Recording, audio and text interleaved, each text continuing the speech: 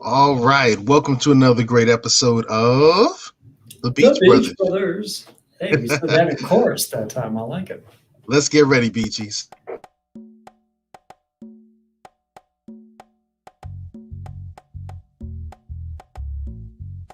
So, look, the Beach Brothers Show is a show where we deal with Virginia business and politics.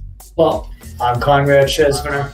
I'm a Hampton Roads political activist. The best ideas for community improvement happen to drive me. I help folks that are approaching retirement and in their retirement years. I have what I call the empowerment agenda, and that means that everything I do is focused on empowerment. You want to give a salute to Tally and Twine.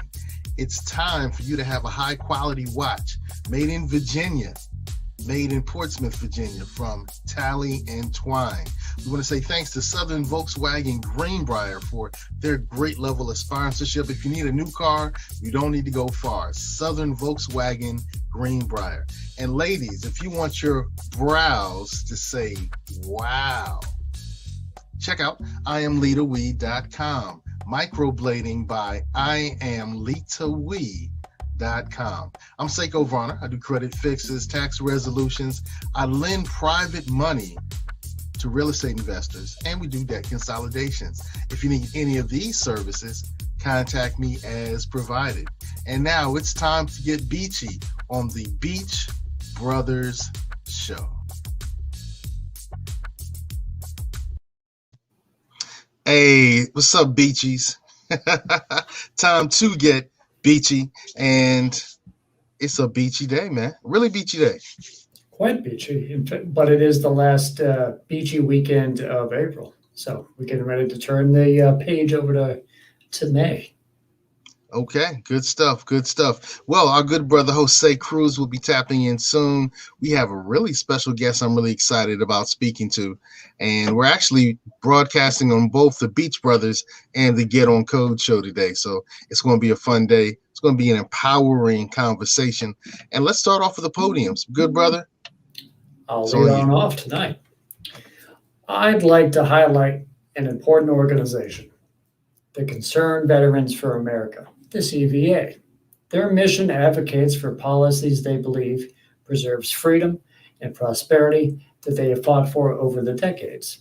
Among the policies they advocate for is a wish for a strong national defense, measured with prudent foreign policy grounded in a belief to cease our endless war machine and bring our troops home from deployments not directly serving American interests. They also want veteran care to be as strong and protected as promised to them. They desire a better hold on our long-term financial strategy, with debt being a concern. My podium tonight isn't to fully highlight the things that they support, though I admit I want all of our troops home with a hurry. I echo their call that America has been at war for 20 years now, and while we're looking to reduce Afghan forces by September 11th, 2021, Iraq still has U.S. troop presence as well. I highlight them tonight because local chapters of the CVA are active. They are active with a want to pressure local federal lawmakers to underscore our need to protect our troops by bringing them home now. They're hosting an event this very Saturday, May 1st. It's an event to help build community around those ideals, to grow their activism, and showcase both a local business and local music flair. The location is Hank's Filling Station, a wonderful and delicious-looking barbecue restaurant in Colley Avenue in Norfolk. It sits at the same location, 4301 Colley Avenue, as the old James Hankins Curb Service store. It's at 7 p.m. this Saturday night. Special guests will be there. Along those lines, and the band of consenting adults will be two musical acts that are cool and will be present, and they will help the evening flow great. The drive to bring our troops home is the podium tonight, and supporting local CVA and local restaurants like Hank's Filling Station and local acts like Along Those Lines and Band of Consenting Adults. Well, that's what's good with the 757, and that's where they have a soapbox. Good stuff, man. Good stuff. Yeah, bring the troops back safely. Safely, I might add. Safely, I might add. And today's podium has been sponsored by commonsenseforyou.org. That's commonsenseforyou.org. They have a whole variety of healthy health and beauty aids. I just brought home a beautiful package of soaps that just, oh man, my house is smelling good, and they're natural. Everything is natural. I'm loving it. I'm loving it. So you definitely want to check out commonsenseforyou.org. That's commonsenseforyou.org for healthy health and beauty aids. And now check this out. Check this out. I've said this before. You've heard me say that politics, voting, attention, resources, economics is quid pro quo. You've heard me say we got to get on code. You've heard me say we got to get on the empowerment agenda, because voting, politics, attention, resources, economics is quid pro quo. In other words, you got to do something. You got to ask for something. You have to do something in return. So there's an old house song. It was a disco song, and it was "Let No Man Put Us Under" by First Choice. And the chorus was, "It's not over." So every time I've said "it's not over" in reference to the citizen review panel with investigatory and subpoena power, and I was saying "it's not over," I was talking about that. When I talked about that we have to pull up and really kind of work on getting qualified immunity, where our Democratic representatives who said, hey, put us in place, put us in the seat. We want to make sure that you're protected, and we want to provide, qualified immunity removal. And then they walked away from it. It's not over. It's the summertime coming. It's the pull-up summer. As a matter of fact, this is the era of pull-up. And this is what I mean. I had 2 children. And when my children were being guided and molded, when they were involved in doing something that, I really didn't think was in their best interest, I pulled up. I didn't just say from across the room, you better sit down, or from across the room, you better be quiet, or from across the room, you better put that down. No, I pulled up. I gave proximity. I gave connection. And that's what we're going to have to do with our great, beautiful country, the United States of America. We got to pull up. This is the pull-up summer. Some of us are celebrating that Derek Chauvin received. We don't know yet. We really don't know yet. We know what he could get. But the interesting thing about the judicial system is it's a system of, I think, like, it's a system of discretion. The police officers, thank them for their hard work and, keeping our city safe. The police officers have the discretion on how to interact with you. The lawyers have a little discretion in how they interact with you. The judges have their discretion into sentencing. The prosecutors have some discretion in what they're going to charge you with. It's a system of discretions. And for far too long, we've allowed the system to have all the discretion. And we've sat back and said, we're just going to pray on it. We sat back and said, things are going to change. We sat back and saying, and now this is the season. This is the summer. This is the era of pull up. So if we don't like what's happening in Elizabeth City, we mass up, we get our troops together, and we pull up. If we don't like what's happening in our city council, we show up, we pull up to those city council meetings. If we don't like what's happening in our school board, we pull up. This is how empowerment happens. This is how our empowerment happens. So to salute the poet laureate Cardi B, broke folks ain't got no power. I know that's right. So when I say broke, I'm talking about people who don't have the resources. And what are the resources you have? Pull up. The ability to pull up and let your presence be felt. Let your opinion be known. To tell those representatives, this is what we want. You work for us. You need to work with us. I know that's right. So this is the era of pull up, because truthfully, we have nothing to celebrate right now. So white supremacy had it wasn't even an L. It was a sacrifice. It was a sacrifice. But let's see what happens when we continue to pull up. If you notice, the things that changed is because en masse, we pulled up. In a situation in Windsor, once we became aware of it and we pulled up, then the police chief made a different decision than when it first happened and he was aware of it. If you look at what happened in Minnesota, they pretty much left that thing alone with Sister Taylor until we pulled up. And when we pulled up, things happened. Now, the things that needed to happen didn't happen yet. So we have to continue pulling up. This is the pull-up era. So we want to say to you, it's not over. It's time to pull up. And that's my podium. So one love to my beautiful country. My time is up. Peace out to Brooklyn. 2 up and 2 down for VA. OHIO. We love you. Brother Jose, que paso? What's going on, gentlemen? What's going on? It's good to be back with my brothers. How's everything going? Everything is everything, man. That's awesome. That's awesome. So what have I missed? What's going on? Talk to me. Well, guess what, man? We have a special guest who's going to blow you away. Awesome. This person is on point. This person is on code. This person is making changes. Awesome. And this person has made history. So, Conrad, would you do the honors of bringing on our special guest? Absolutely. The Beach Brothers Show reaches out of the state of Virginia tonight. We're going hundreds of miles to another scenic community near the ocean, Coral Springs, Florida.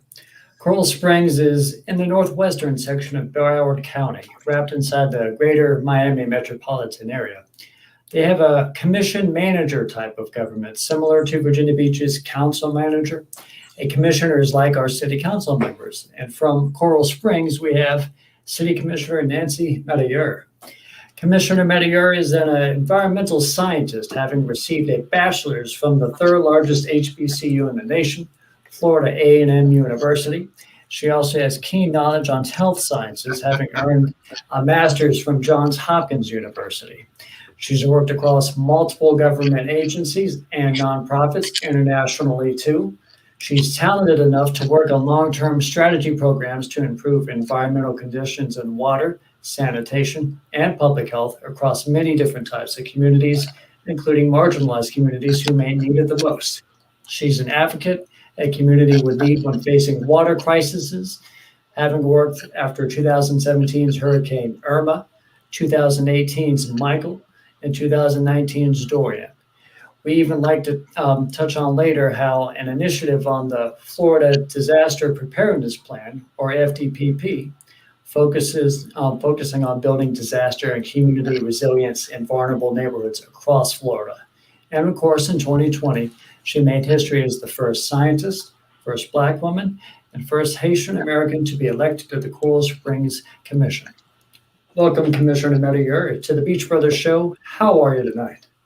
I am doing well. Thank you for having me.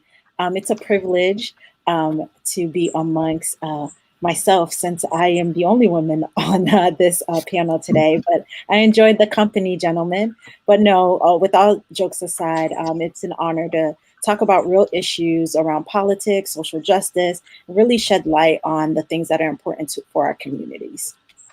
Absolutely. Cool. Absolutely. Cool. Nice. Cool. Looks cool. Hey, before we get started, I just want to shout out to the good brother Vincent Smith, and he has 2 comments that we're going to get to. I think I may even ask them towards you, Sister Nancy, just to get your position on it. But Vincent, thank you for tapping in. If you have any questions or comments, like U.S. law, we're going to make sure we get to you as well. And now, ladies and gentlemen, Sister Nancy. Let's talk about your ascension. You live in the Coral Springs area, and you have for years. You attended a charter school and got the MLK scholarship to attend the university.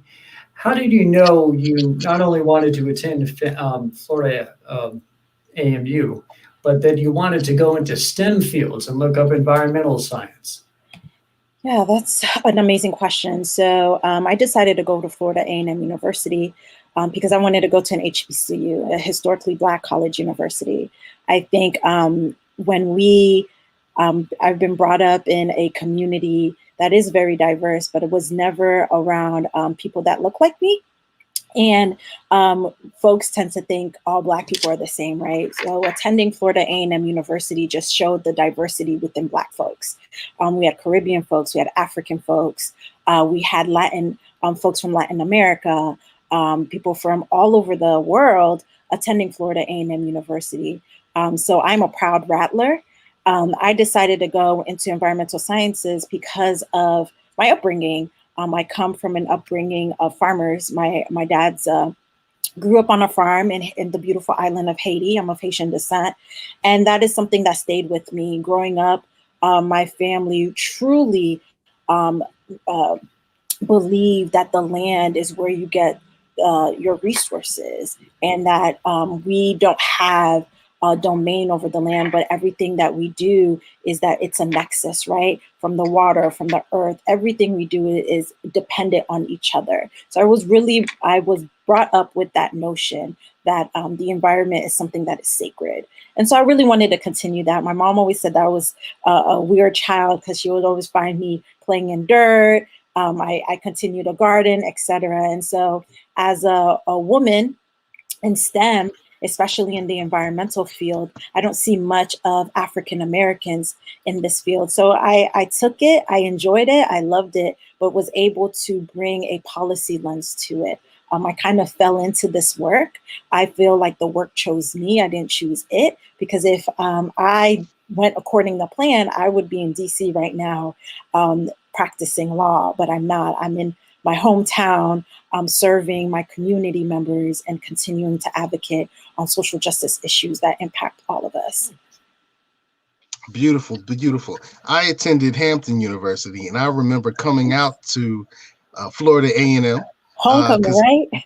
Oh, well, we had our great marching band, the Marching Force, the Marching Pirates, and we kind of stomped over the Rattlers one year, but then they came back up to Hampton, and y'all got it. Y'all the business, right? Yeah, but we got you the first time. I really salute FAMU. So, you know what? I want to work this in. Brother Vincent said they don't work for you, and he was speaking of elected officials. They were elected to represent you, and there's a difference. Do you see a difference in working for the citizens and representing the citizens? I think he has an interesting take on it. So it depends on your perspective, right? I'm serving my community. My community has trusted me that I would do and act in their best interest. I would govern in their best interest. So technically, they can hire and fire me.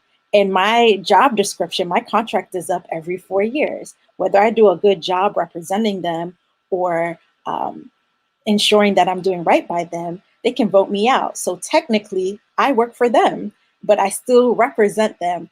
I represent the city, and I also live in the city. So it's based on your perspective. I don't think they're interchangeable. I think they coexist together. Represent, govern. I'm your boss.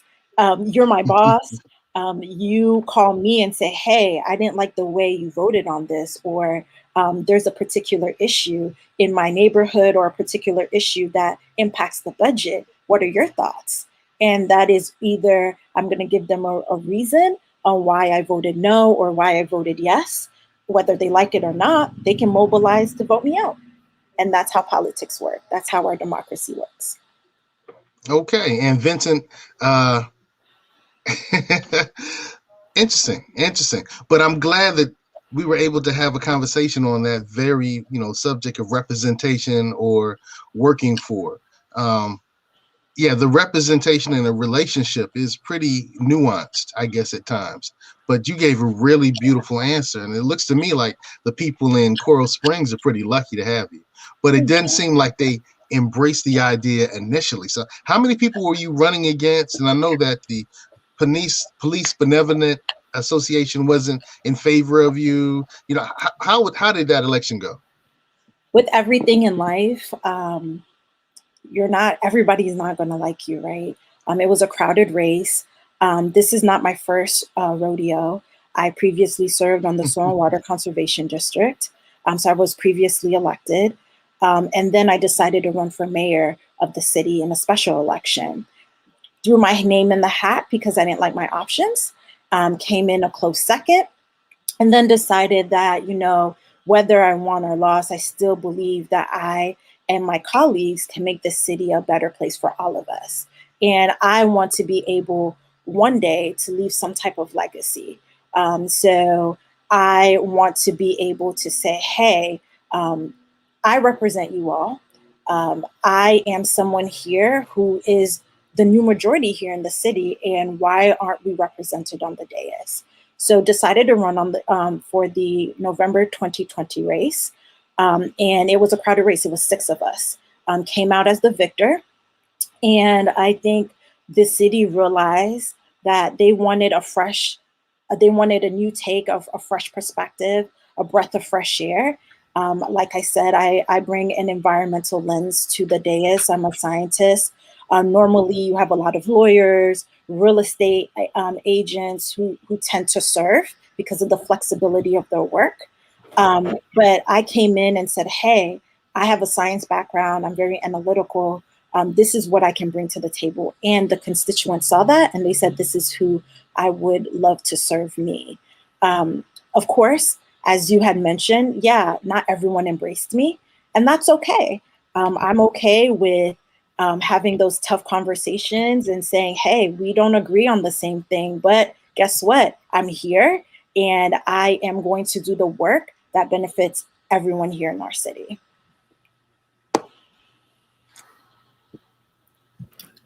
Jose, hop on in with that Johns Hopkins question. Yeah. I was just about to let you jump on that one. What led you to Johns Hopkins and the subject of health sciences? So it's a funny question. I knew that I wanted to advance my education, and I realized that law school was not what I wanted to do. I really wanted to go into public health, but I understood that the environment, especially the environmental issues that we face, Black and Brown communities carry that burden. For many of us, living in a pristine environment is a luxury. When we looked at COVID, when we look at a lot of the environmental impacts that impact us all, especially around climate change, it impacts Black and Brown communities. So I really wanted to bring an environmental lens to that. When we talk about water quality, look at Flint, Michigan. They still do not have clean drinking water, still to this day, 2021, right? When we look at landfills, they're closer to Black and Brown communities. When we look at poor air quality, look at LA. Where are those poor air quality? When we look at the smog and the all of those poor, when we look at the poor air quality and the asthma and the cardiovascular and respiratory issues, they're in the Black and Brown communities. When we look at climate gentrification, that is happening in Black and Brown communities. And so I decided that this is, like I said previously, this is not something that I walked into. This career chose me. And I will continue to be in this space and do the best that I can to advocate for communities and empower communities as long as I'm here. So I always say this to folks: I'm an organizer. I want to organize myself out of a job, because there's no reason why in 2021 we shouldn't have clean air or access to clean air. We shouldn't have access to clean water. These are all rights. These are not wants. These are not necessities. These are human basic rights that we all deserve. Awesome. Go ahead, Conrad. I was going to say, because she just mentioned that this line of work chose her. And Right. After getting your master's and you want to go into looking at a career and things that you want to do in the community, what was the span from finishing your educational career to wanting to get to politics? What did you do? So I always worked in the arena of politics, right? It was, whether it was grass tops or grassroots. Grass tops meaning I worked on the highest level of government. I worked at the White House, and realized that I could not see the changes directly. So I said, you know what? Let me go to the grassroots and be somewhere where I can make tangible changes, where I can see those changes. So after I graduated from Hopkins, I went overseas. I went to Haiti. Was able to work on an amazing project with the U.S. Department of Defense, also the Haitian Ministry of Health, and local NGOs to bring, educate folks on proper water quality. And at that time, we had a cholera epidemic that was ravaging the island. And I also helped with public health efforts in that same breath. And so I was always in that space, always in that policy space, came back home, realized that there are communities here in South Florida that didn't have access to food, healthy food deserts. For those who are watching who don't know what food deserts are, it's basically not having access to fresh produce. And that breaks my heart because that says a lot about our diabetes rates, again, our cardiovascular issues, our respiratory issues, because we're not eating the right foods. So helped around a urban garden project with the YMCA in the 3311 corridor, which is one of the poorest zip codes in South Florida. And helping those folks get access to fresh produce means that they have a longer lifespan. So the average lifespan in that area is between 60 to 70 years old. We're dying at alarming rates, right? And then from there, continue advocating and continue organizing around climate work, whether that was climate gentrification, which means in South Florida, and we're seeing that up and down the West Coast, the seas are rising. And what does that mean? In historical Black and brown areas, redlining, right? We all know what redlining is. We weren't prone to have beachfront property, that you had to be as far as possible. But guess what? In South Florida, we were on the highest, we were on a ridge, we sat on a ridge. So that's Little Haiti, Overtown, Allapattah. That's between 10 to 13 feet above sea level rise. What we're seeing now is we're seeing a flip. We're seeing the developers moving in, and guess what? They're displacing folks that have lived in this area because they had to, historically, being pushed out because now they live in more desirable land. And so those are issues that all intersect, right? When we talk about climate change and the environment, it all intersect with everyday life. Your utilities, affordable housing, the way you eat, the car you drive, transportation, all of that intersects. The environment impacts every single aspect of your life. And so my job, I think, is to bring those intersections together and really bring resources to ensure that we combat those barriers, because climate change exacerbates a lot of the issues that we face. Social justice, again, the list goes on and on and on and on. Okay. Now, what started your interest in both being in government and politics? And tell us about your campaign. Sure. Your campaign and your victory. So I started in politics. I didn't know it at the time. I got my first international affairs lecture from my grandma. I am so proud to be raised by such strong women, and my grandma is one of them. While she was braiding my hair, and at this time, there was a lot of political unrest in Haiti, and we saw the exile of Aristide, etc.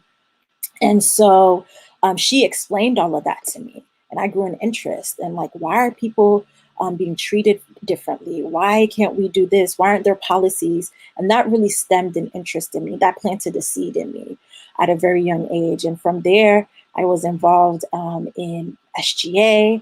I served as a SGA president in high school.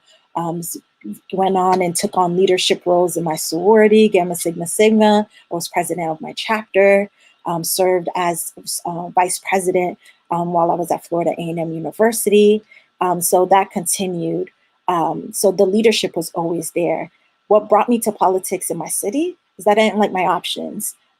As we all know, you elect your leaders, and I take that very, very personally.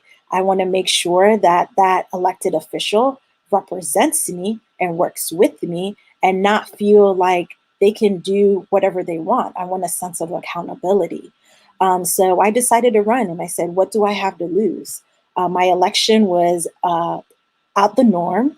I ran a grassroots campaign. I got many, many support from the organizations that I've worked with in the past: Florida Immigrant Coalition, Florida Rising, Great Oregon Women's March, great organizations that believed in progressive values, because those are core. Those are my core values. I lead with inclusion. I lead with diversity. I lead with ensuring that we are all moving in an equitable lens. So I will continue to do that. So that is what led me to politics, not liking my options. Awesome. I'm next up, and now you're within an office where it matters, a legislative body for a city. I wanted to be on Virginia Beach City Council and plaster on my wall that the number one issue I wanted to tackle was flooding. Virginia Beach, Norfolk, Hampton Roads, they're all low-lying. We're on the ocean. We flood with a simple thunderstorm, much less the fact that we'd likely get tropical systems as easily as coastal Florida could. But Virginia is a Dillon rule state, which means we have to seek more permission from the General Assembly to do a lot of things. Florida is a home rule state, so Cool Springs has more authority. How do you want to use this authority on issues like flooding and infrastructure, etc.? So we're all constantly fighting for home rule. Our legislature and we just wrapped up legislation. Well, tomorrow we wrap up legislative session, right? And homeroom is constantly trying to be stripped away from us. There's this beautiful thing called preemption. So we will enact policies, but if our state government feels like it doesn't align, they tend to try to take our home rule. But we on a local level continue to fight that and combat that. We know what's best for our residents because we're the closest to our residents. Local government, we are here to fix your lights, the roads, etc. Your budget, every aspect of your daily life, your local government impacts that. So with that being said, I'm proud to say that I have advocated, implemented, especially during our commission retreats, around getting a sustainability office. Our city has never had a sustainability office or officer, and that is something that I've worked very hard to making sure and advocated for, along with other environmental activists in the community. Think that in order for us to combat climate change, we need to have a plan. Our city at the moment does not have a climate action plan, or they do, but it's not updated. Working on that, want to make sure that that comes into fruition and that we have updated it and really actively combating climate change. Something else that's super proud of is ensuring that we shift to renewable energy. We are building our downtown corridor, and every opportunity that I get to say, hey, we need a charging station. We need to have a solar lamp or canopy here. We need to have more trees here. I take that opportunity because I know what's at risk if we don't. I have a vested interest here as well in my city. I plan to keep my home, plan to raise my children here. And I can't do that if we're flooding all the time, if my air isn't clean, if my water is not drinkable. So I'll do everything in my power to preserve our local environment. All right, I have a quick question. You're an environmentalist. How do your views on the environment and making sure that we have a clean, safe environment connect with responsible gun ownership? So what we've seen, well, I'm gonna go back. I'm gonna put on my public health hat. I'm gonna use Chicago as an example. We see when you have hotter summers, you have more gun violence, and our summers are going to continue getting hotter. And so what that means, we're going to have, yes, we have actually added 50 more hotter days on our calendar. And as temperatures increase, so does violence. There is that correlation. That data is there. When you have that increase in violence, we as a community really need to step in and say, hey, we are seeing this increase in violence, and what is triggering this? People are getting more access to guns on the black market. Sometimes our screening is not the best. We are folks who are 21. I know that there are loopholes here in Florida. There's no background checks. There's no mental health checks. I think I'm not against anyone bearing arms. I'm against folks who are able to bear arms and they're not mentally stable. I've witnessed the trauma of what it means to have a gun in the wrong hands. Parkland is one prime example. That is the city right next to us. My brother attended Marjorie Stoneman Douglas. My brother was part of that graduating class.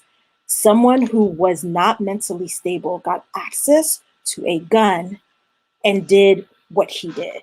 And my community is still suffering from that.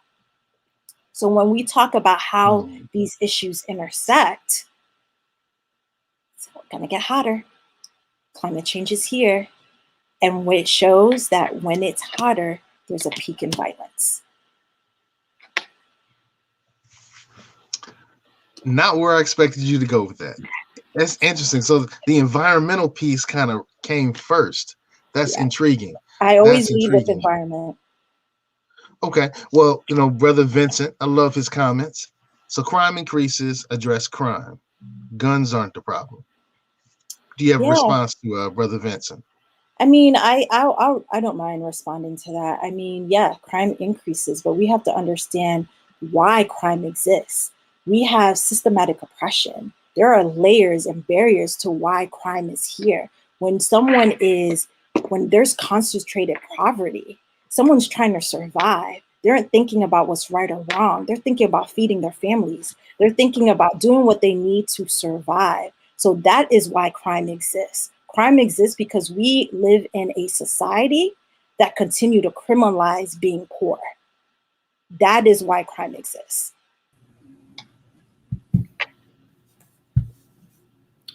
All right, Jose, jump in there right before we close out. All right, so we're going to go to skip on that next question. Now, Virginia has also made news when the Atlantic Coast Pipeline was suspended. Its plans negatively impacted certain central Virginia communities of color.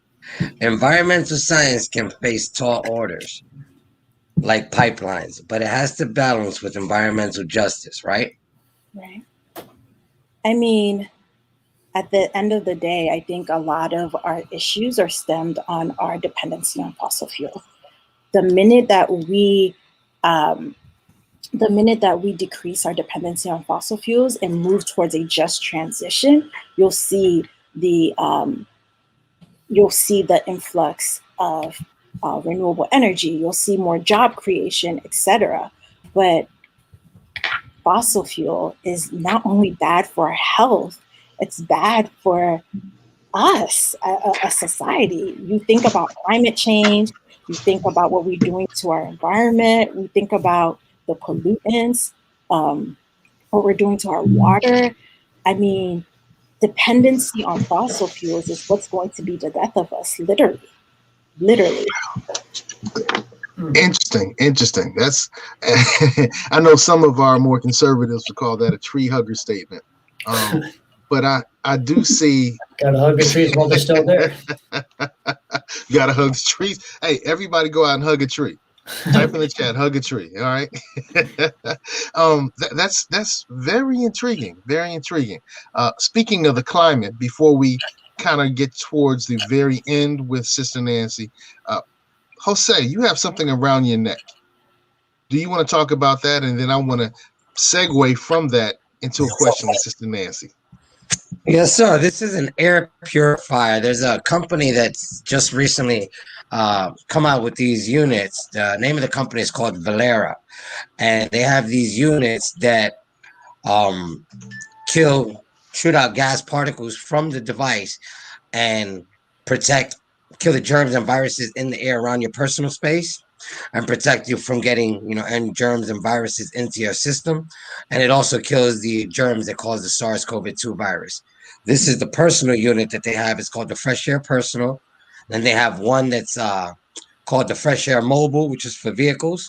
And they have one that's it's the big unit. It's for small business owners and homeowners. And that one also, protects your home, your environment. That one is a much bigger unit and covers an area from up to 500 square feet up to 3,000 square feet. Okay, and that segues into my question.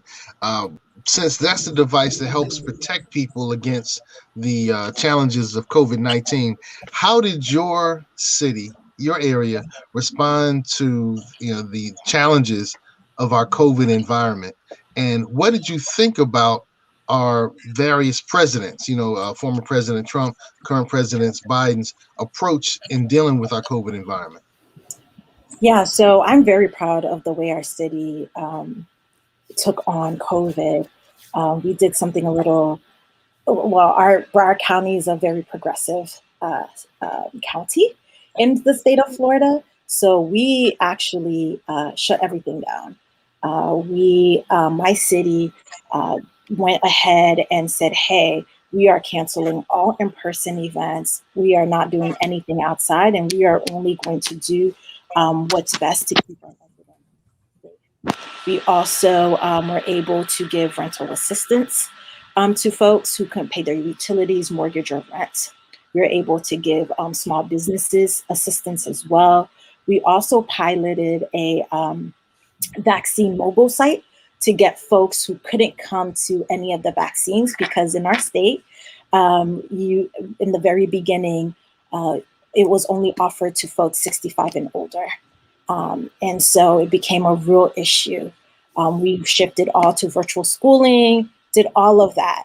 And then as things began to start opening up, we still continue to proceed with precaution. We actually do a hybrid commission meeting. So we are in the chambers, my colleagues and I, and everybody can attend via Zoom, or if they sign up to speak, they can come in and then they can leave the chambers. We have hand sanitizers everywhere. We also have temperature checks before you enter a building in any of our government buildings. We also launched our COVID sites at our mall, and we're able to vaccinate. Super smooth process. You're in and out. I've heard horror stories of people waiting 6 to 8 hours, at max 45 minutes. All of our colleagues go and volunteer. I volunteer personally on a weekly basis to ensure we are adhering to language justice. I know there's folks who don't speak English. I speak Haitian Creole. I help with translation for folks who need it. There's folks there who speak Spanish. So we are going out of our way to make sure we're also getting these resources to our folks and doing it in a way that we're meeting their needs and meeting them where they're at. I honestly don't think our former president did a good job with telling us the truth. He held out on telling us how detrimental this would be to not only our health, but our economy. I think that if we just faced the truth at the very beginning and trusted science and the data and the experts, we would have been out of this lockdown or this COVID pandemic way before and could have been the leader for many countries, from the many other countries. Now we're seeing a huge spike in India right now. And I think a lot of these countries look to us for guidance and leadership, and we did not take leadership at that time. Now in our current administration, you didn't see any issues with the rollout of vaccines. The president was like, who wants the vaccines? Here you go. he automatically gave us a stimulus package. Well, not a recovery plan, and that resulted to a stimulus package that helped people with either making ends meet or just holding them over until they could find a job. And I know in our city that was an issue because we had huge unemployment rates and issues with folks being able to receive unemployment. The system was designed like that to become a barrier. So folks don't like, why are we fighting to get our money? You're not doing us a service. This is our money that we've put into the system. I think there has been a complete 360 with the various administration. You saw someone in our previous administration that was very selfish and very self-absorbed. And then in this administration, you see someone that's willing to be held accountable. He doesn't get it right all the time, but he's willing to surround himself with experts and people who will tell him, hey, you definitely really should reconsider that decision. And he'll listen, opposed to our former administration. Great stuff. Great stuff, Ms. Nancy. Speaking of leadership, we want to highlight how great of a leader we think you are and your ability to ascend and help your community going forward. We try to get it as close to 8 as we can. So I want to thank you so much for coming on the Beach Brothers Show. We definitely hope to see very much more from you in the very near future coming out of the great Coral Springs, Florida. So I hope you have a great night, and we hope to see you around. Thank you for having me. Thank you. All right, Mr. Jose, it's great to be at the end of another great Beach Brothers show. I want to also highlight, of course, Southern Volkswagen in Virginia Beach, of course, and not Virginia Beach, Chesapeake, 1248 South Military Highway. If you want to get yourself a nice safe car that you can drive around some of these sometimes flooded roadways, head on over to 1248 South Military Highway. Say hello to Charlie Roy and get yourself one of those cars that you feel pretty good driving around in possible flooded roadways on. Yeah, I drove by there the other day, and when I was out doing some appointments, and they got a pretty good selection over there. Definitely. They do. Speaking of doing appointments, what type of appointments were you doing, or should we let your slot speak for you?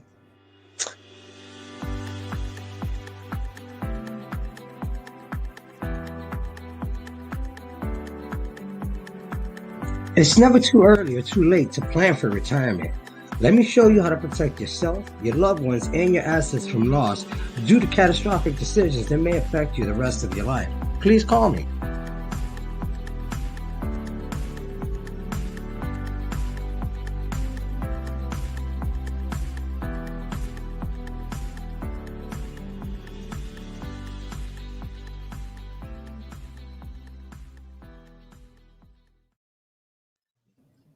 Yeah, I think we're going to have to change that from be blessed to be beachy. Be blessed. We can do both. Beachy blessed. Just make it. There you go. Ooh, beachy blessed. I like that. Mm-hmm. I like that. Might be something we might need to jump on. All right, that'll be a T-shirt. Beachy blessed. There you go. What are your thoughts, man? I was impressed with the sister. You know, politically, she and I have some really interesting positions, but I'm very impressed with her. I am too. She brings a breath of fresh air, basically. Definitely a good breath of fresh air, and I like that she's so deep into the STEM work. You don't see a lot of people who are in the STEM also want to be someone who serves on a legislative body like a commissioner or manager form of government, which is slightly different than Virginia Beach's council manager form of government. But I think she has some decent ideas about some issues that are very pressing. And Coral Springs and a lot of Hampton roads are very similar in terms of low-lying, right near the ocean type stuff. So we share a lot of the same problems. Mm-hmm. And to piggyback off of what she was saying about the gun control, mm-hmm. I'm a firm believer behind that. It's like you can't just let everybody have a gun. I mean, come on, people just can't everybody just because it says your constitution right. If you're not mentally stable, you should not have a firearm. You shouldn't even be playing with a toy gun. Because some people have toy guns and do dumb things and wind up getting shot with real guns. So yeah, I think you should have a background check done, a mental stability check done, and make sure everything else is good before they just go handing out licenses and stuff like that. It's not that easy to get one here, I'll tell you that much. I have mine. I got mine, but I have prior military service. That's the only way I got it. So, but yeah, all right, I think, but you know what? We need to change things up a little bit out there. Yep. Good. I also want to thank the good brother Vincent Smith for his comments. We're gonna have to get Vincent on the show. Hopefully we can have him on a show very soon. I know he's very vocal in the city council. I would love it. Indeed. Well, you've been enjoying the Beach Brothers show. You can catch us on Thursday night, 7:15. Jose Cruz, our beach business bully. Nice to be back, guys. Jezventer. Good having you back, brother. We miss you, man.